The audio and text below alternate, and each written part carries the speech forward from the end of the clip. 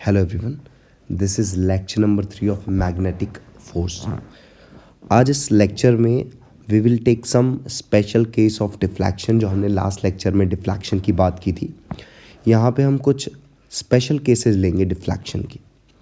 चलिए अपनी बात को स्टार्ट करता हूँ मैं। देखिए, पहला पॉइंट जो है हमारा वो इस तरीके से है कि ये हमारा एक मैग्नेटिक फील्ड रीजन है, बाउंडेड मैग्नेटिक फील्ड रीजन है, मतलब अनलिमिटेड नहीं है। इधर कुछ ना कुछ एक पर्टिकुलर विड्थ है मैग्नेटिक फील्ड रीजन की। जैसे अभी मैं बताता हूँ,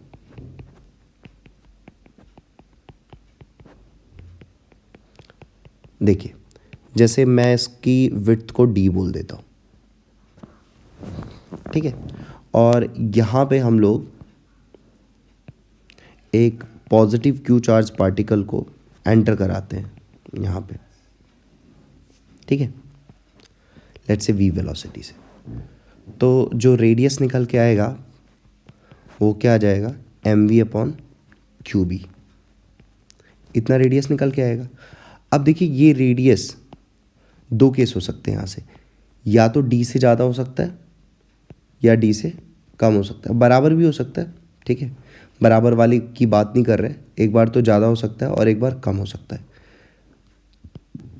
अगर मान लीजिए जो रेडियस है वो डी से कम है, मतलब डी बड़ा है, तो क्या होगा, तो उस केस में ये वाला पार्टिकल, मैं यहीं पे बना दे रहा हूँ, ये वाला पार्टिकल ऐसे घूम के ऐसे आ जाएगा, क्योंकि ये जो रेडियस है ना ये डी से छोटा है। तो रेडियस छोटा है, तो यहाँ पे इस केस में डिफ्लैक्शन कितना हो जाएगा। अगर हम बात करें डिफ्लैक्शन की, तो डिफ्लैक्शन कितना हो जाएगा इस केस में, हो जाएगा पाई या 180 डिग्री, जो हम ऑलरेडी केस डिस्कस कर चुके हैं। अब हम बात करते हैं इसकी। मान लीजिए रेडियस बड़ा हो जाए किससे, डी से, तो फिर क्या होगा, क्या डिफ्लैक्शन 180 डिग्री होगा? जी नहीं, डिफ्लैक्शन विल नॉट बी 180 डिग्री, ठीक है। अब देखिए क्या होगा उस केस में। चलिए हम बातें कर ही लेते हैं। हमने यहाँ पे एक मैग्नेटिक फील्ड रीजन बना लिया इस तरीके से, ये हमारा मैग्नेटिक फील्ड रीजन है, ठीक है, ऐसे कर। अब एक्चुअली में क्या होता है कि चार्ज पार्टिकल यहाँ पे plus Q charge particle V velocity से एंटर करता है, ठीक है। तो एक्चुअली में वो ऐसे जाता है, ऐसे करके एक्चुअली में बड़ा सर्कल ड्रॉ करता, तो बड़ा सर्कल यहाँ पे उसको निकलना पड़ेगा, क्योंकि यहाँ के बाद मैग्नेटिक फील्ड रीजन नहीं है। तो ये है डी, ठीक है। एक्चुअली में ये कहीं यह इतने बड़े रेडियस का होता, ये आर, ओके, और ये यहीं पे निकल आया। इसको हम थोड़ा कलर चेंज कर लेते हैं। ये एक सर्कुलर आर्क बनी है यहाँ पे, ओके, बात समझ रहे हैं आप। ये डी है, ये एक सर्कुलर आर्क बनी है, ये भी हमारा क्या है, आर है, ठीक है। हमें यहाँ पे बताना है कि डिफ्लैक्शन कितना हुआ है। एक्चुअली में हमें क्या बताना है, डिफ्लैक्शन कितना हुआ है। तो डिफ्लैक्शन तो बेसिकली कितना हुआ है, ये एंगल हुआ है, ये पहले ऐसे था, अब ऐसे ये वाला एंगल है, ओके। तो ये लेट इट बी थीटा, ठीक है, हम इसको थीटा बोल देते हैं। तो थीटा डिफ्लैक्शन हुआ है ना। अब यही थीटा हमें कैलकुलेट करना है। आपको समझ में आई इतनी चीज़? ये हमें क्या करना है, ये कैलकुलेट करना है। इसको थोड़ा सा एक्सटेंड कर देते थे। अब ये जो येलो वाली लाइन है, ये मैं ऐसे एक्सटेंड करूँगा, तो ये एक्चुअली इस टेंजेंट पे कितना एंगल बनाएगी, ये 90 डिग्री का एंगल बनाएगी, ठीक है। तो ये 90 है और ये थीटा है, ठीक है। तो हमारा ये वाला एंगल कितना हो जाएगा, ये वाला एंगल, ये 90 डिग्री, ये थीटा है ना। तो हमारा ये वाला एंगल हो जाएगा 90 माइनस थीटा, है ना, ये वाला एंगल। तो हमारा ये वाला भी एंगल कितना हो जाएगा, 90 माइनस थीटा, ठीक है। अब आप ऐसे देख लो, ये वाला एंगल 90 है, ये 90 माइनस थीटा, तो ये कितना हो गया, थीटा, ये भी एंगल थीटा आ गया, ओके। तो डिफ्लैक्शन यहाँ पे कितना हुआ है, थीटा। डिफ्लैक्शन तो हमने ऑलरेडी मान लिया थीटा। अभी we have to calculate this angle theta. अब देखिए, अब ध्यान से, ये जो डिस्टेंस है ना, ये डिस्टेंस डी है, ये इस ट्रायंगल की बात कर रहा हूँ, इस ट्रायंगल की आपकी, ये जो आपके सामने ट्रायंगल बन रहा है, इस ट्रायंगल की बात कर रहा हूँ, ठीक है। ओके, अब ये वाली डिस्टेंस तो डी मालूम चल गई, कोई दिक्कत नहीं। और ये वाली डिस्टेंस कितनी है? ये तो डिस्टेंस आर है ना। तो हम यहाँ से हम लोग कौन सा एंगल निकालें? Sine theta. साइन थीटा अगर इस ट्रायंगल में मैं निकालूं तो perpendicular upon hypotenuse, so perpendicular is D and hypotenuse is, तो थीटा जो हो जाएगा that should be sine inverse D by R. Okay, तो यहाँ पर अगर हम बात करें डिफ्लैक्शन की, तो हमें कितना डिफ्लैक्शन मिल गया है इस केस में? Sine inverse D by R. तो आपको याद क्या रखना है? देखिए, अगर ये वाला केस है, मतलब डी ज़्यादा है और आर कम है, तो डिफ्लैक्शन इस केस में कितना हो जाएगा? पाई या 180 डिग्री। लेकिन अगर केस ये वाला है कि डी छोटा, आर बड़ा है और डी छोटा है, तो यहाँ पे जो डिफ्लैक्शन आएगा,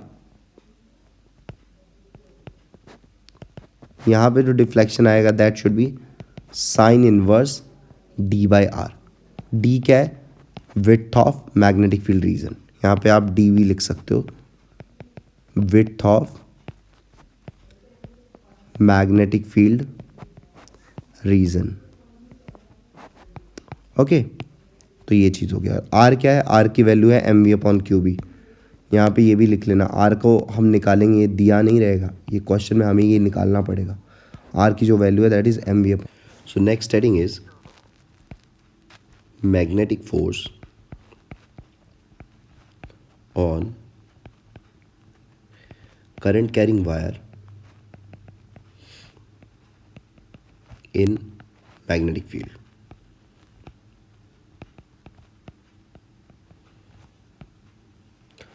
तो देखिए, कोई current carrying wire magnetic field के अंदर रखा है, ये रहा हमारा मैग्नेटिक फील्ड, और इस मैग्नेटिक फील्ड के अंदर एक वायर रखा है जिसकी लेंथ है एल, ठीक है। अब देखिए, इसके अंदर करंट कैरी हो रहा है, मान लीजिए ऊपर की तरफ करंट। अगर करंट ऊपर की तरफ जा रहा है तो वी नो कि जो इलेक्ट्रॉन्स होंगे इसी वायर में वो नीचे की तरफ जा रहे होंगे, ठीक है। कितनी वेलोसिटी से? वी डी वेलोसिटी से। ओके, तो अब देखिए ध्यान से, यहाँ पर मैं वायर को अलग कर लेता हूँ, ये हमारा वायर है, इसके अंदर ये इलेक्ट्रॉन है जो ये वी डी वेलोसिटी से नीचे जा रहा है, इसको इलेक्ट्रॉन को अलग कर लेता हूँ, ये वी डी वेलोसिटी से नीचे, और अंदर हमारा क्या है? मैग्नेटिक फील्ड है, ठीक है। तो क्या इस इलेक्ट्रॉन पे मैग्नेटिक फोर्स नहीं लगेगा? बिल्कुल लगेगा। मूविंग चार्जेस अगर मैग्नेटिक फील्ड के अंदर हैं तो उन पे मैग्नेटिक फोर्स लगता है। डायरेक्शन क्या होगी? आप निकालने की कोशिश करिए डायरेक्शन। अगर आप क्यू वी क्रॉस बी करके डायरेक्शन निकालेंगे तो मतलब वी की डायरेक्शन में अगर फिंगर्स को स्ट्रेच करके उंगलियों को कर्ल करने की कोशिश करेंगे तो थंब इधर पॉइंट हो रहा होगा, आप ये देख पा रहे होंगे अपने सामने। क्योंकि ये इलेक्ट्रॉन है तो नेगेटिव चार्ज है, तो यहाँ पे डायरेक्शन जो आपका निकल के आ रहा है उसका आप ऑपोजिट कर दीजिए, तो डायरेक्शन किधर आ जाएगा? इधर आ जाएगा। ये मैग्नेटिक फोर्स का डायरेक्शन हो जाएगा। ओके, तो यहाँ पे हमने मैग्नेटिक फोर्स का डायरेक्शन निकाल दिया। अब हम लोग मैग्नीट्यूड निकाल लेते हैं मैग्नेटिक फोर्स का, that is Q V B sine theta होता है ना, ये होता है। अब यहाँ पे साइन थीटा कितना हो जाएगा? 1 हो जाएगा, क्योंकि v और b के बीच में जो एंगल है वो 90 डिग्री है, तो यहाँ पे क्यू वी बी लगा देंगे। तो अब इसमें टोटल चार्ज कितना हुआ इस पूरे वायर के अंदर? यहाँ पे इसकी फ्री इलेक्ट्रॉन डेंसिटी हम लोग बोल देते हैं, फ्री इलेक्ट्रॉन डेंसिटी मतलब पर यूनिट वॉल्यूम में कितने इलेक्ट्रॉन्स है वो n मान लेते हैं हम लोग, ठीक है। तो n इंटू वॉल्यूम इस वायर का कितना हो जाएगा? ये एरिया ऑफ क्रॉस सेक्शन को a बोल देते हैं और ये लेंथ हमारी क्या है? l है, तो n a इंटू एल, ये हो गया टोटल नंबर ऑफ इलेक्ट्रॉन्स, ठीक है, और इंटू एक इलेक्ट्रॉन पर चार्ज, तो ये हो गया टोटल चार्ज, ठीक है। v क्या है? वी डी इंटू बी, तो हमारे पास क्या आ गया? N A E V D into N A E V D into L into B. अब ये देखिए, ये क्या होता है? ये करंट का फॉर्मूला ये आपने पढ़ा होगा, I is equals to N A E V D, तो आई एल बी, ये आ गया हमारा मैग्नेटिक फोर्स, किस पर? इस वायर पर। तो अब आपको क्या समझ में आया? ये अगर एक वायर है, और ऐसे कुछ मैग्नेटिक फील्ड है जिसके अंदर ये रखा है, तो इसके ऊपर कितना फोर्स लगेगा, आई एल बी, और डायरेक्शन क्या हो जाएगी, इधर मैग्नेटिक फोर्स की।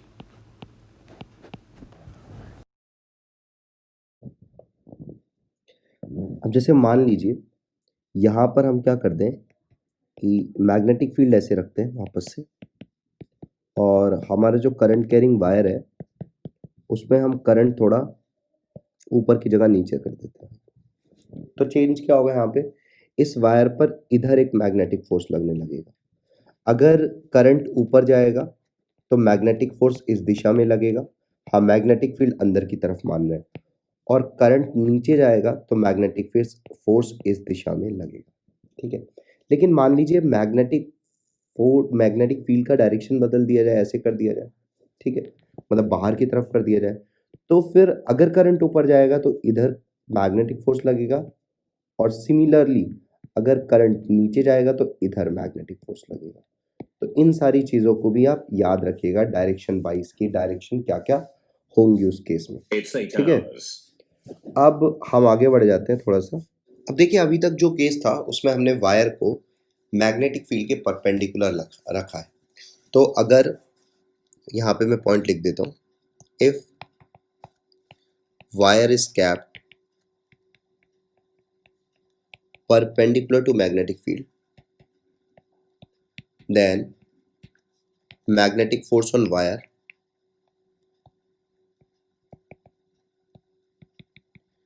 will be ILB। ठीक है, फिर हम आगे बात कर लेते हैं। If wire is capped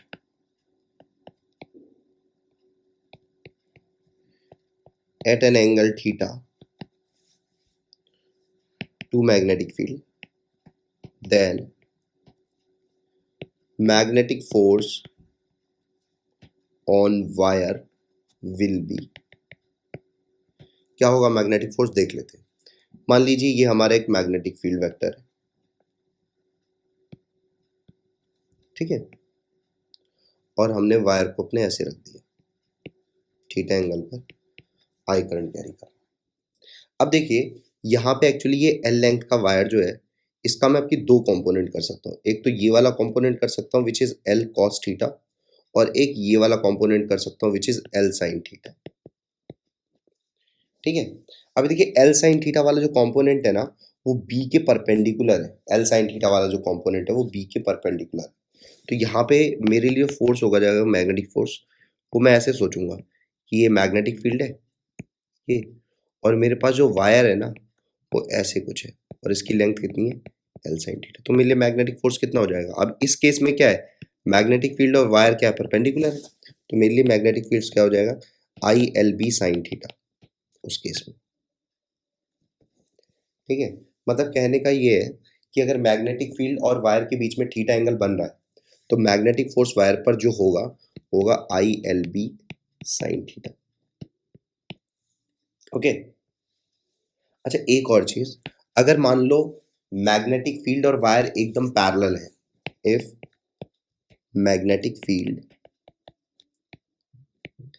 and wire both are parallel, then उस केस में मैग्नेटिक फोर्स कितना हो जाएगा, zero. Then magnetic force will be zero. मतलब अगर मान लीजिए बी वेक्टर ऐसे है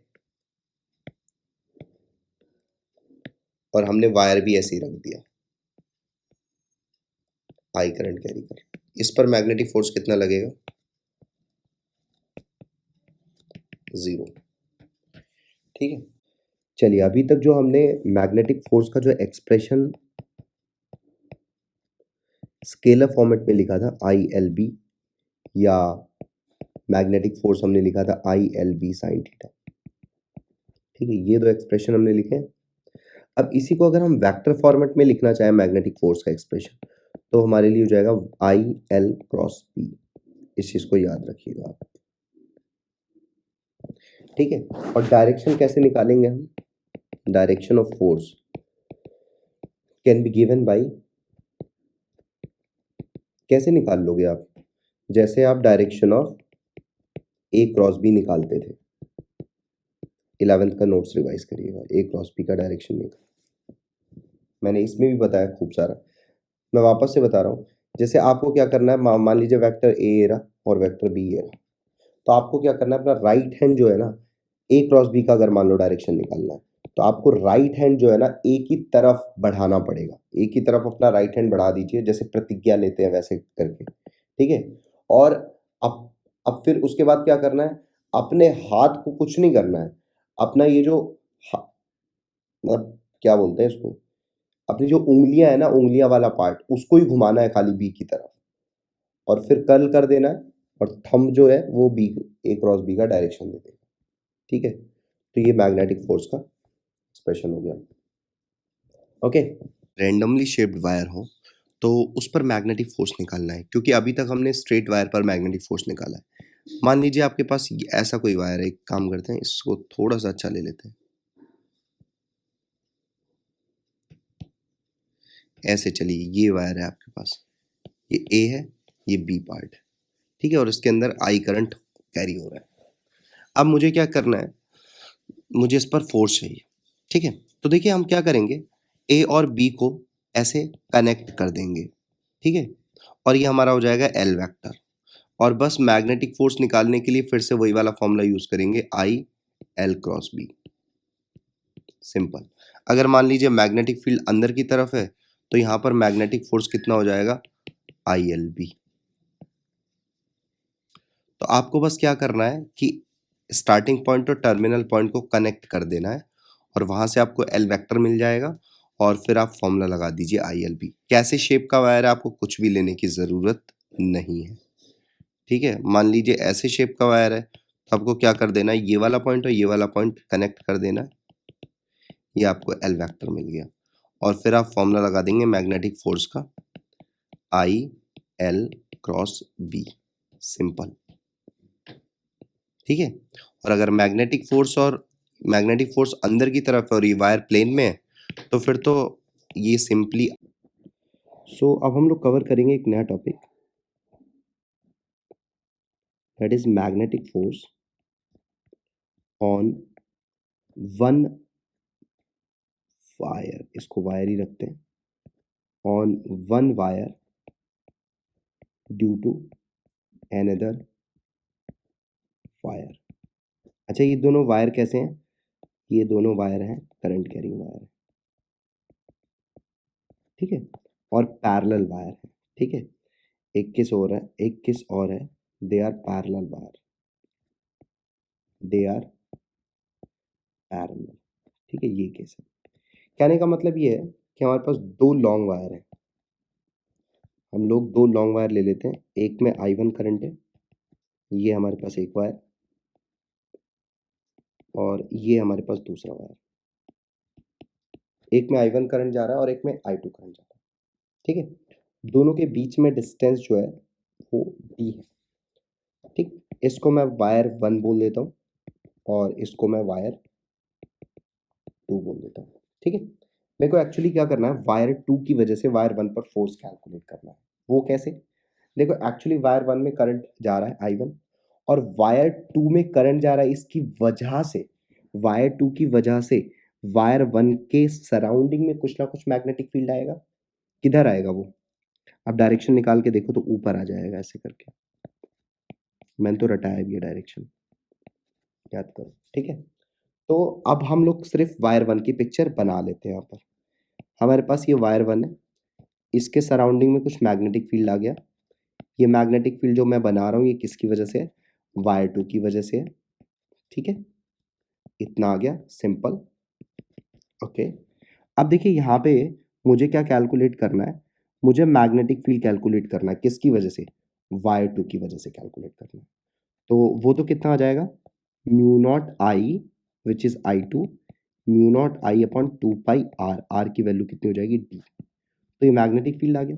तो मैग्नेटिक फील्ड यहाँ पे जो मैग्नेटिक फील्ड है इसका वैल्यू कितना है, mu not I2 upon 2 pi D, ये मैग्नेटिक फील्ड आ गया, ओके।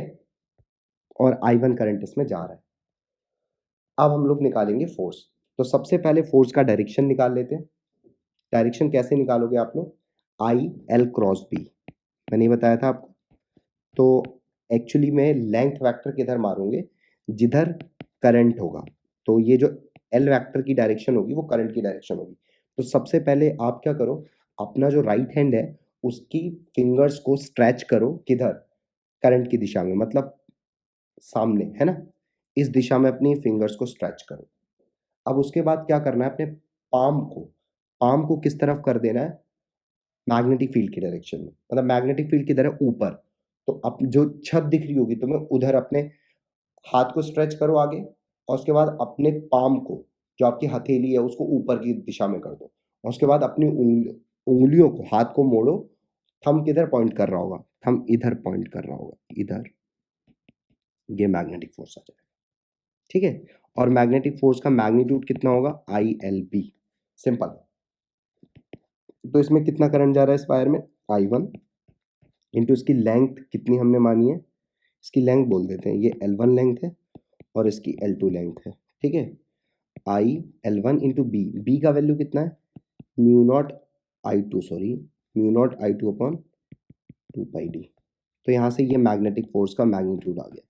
तो एफ एम की वैल्यू एक बार और लिख लेते हैं, mu naught I1 I2 L1 upon 2 pi D. ये जो एफ एम है ये क्या है? Magnetic force on wire 1 due to wire 2, ठीक है। अगर मैं यहीं पे magnetic force per unit length निकालूं तो मुझे जो एक्सप्रेशन मिलेगा, mu naught I1 I2 upon 2 pi D, ठीक है। अब देखिए, मैं आपको इसी में एक एक्सरसाइज दे रहा हूँ। एक्सरसाइज ये है, मैंने वायर 2 की वजह से वायर 1 पर फोर्स निकाला है, आपको सिमिलरली वायर 1 की वजह से वायर 2 पर फोर्स निकालना है। मैं आंसर बता दे रहा हूँ क्या आएगा। जब आप निकालोगे तो यहाँ पे L1 की जगह, ये जो L1 है ना, इसकी जगह बस L2 आ जाएगा, ठीक है। बात समझ में आई? तो मैं फाइनली देखिए क्या एक्सप्रेशन लिख रहा हूँ। ये एक वायर है जिसमें I1 करंट जा रहा है, ठीक है। और ये एक वायर है जिसमें I2 करंट जा रहा है, ठीक है। दोनों डी डिस्टेंस पर है, ठीक है। सेम डायरेक्शन में करंट जा रहा है, इस पर फोर्स इधर लगेगा और इस पर फोर्स, मैग्नेटिक फोर्स, इधर लगेगा, ठीक है। इसको हम FM1 और इसको FM2 बोल देते हैं। मतलब फर्स्ट वायर पर फोर्स FM1 और सेकेंड वायर पर फोर्स FM2। तो FM1 की वैल्यू जो निकल के आएगी वो आएगी mu naught I1 I2 upon 2 pi D into L1।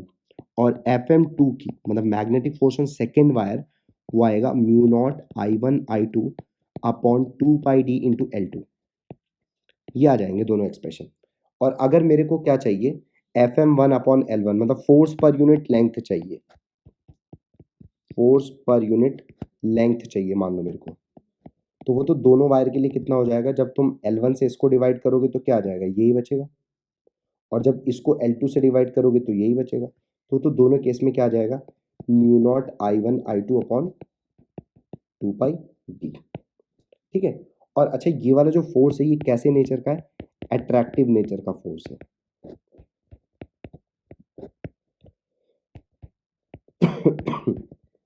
समझे? अट्रैक्टिव नेचर का फोर्स हो गया।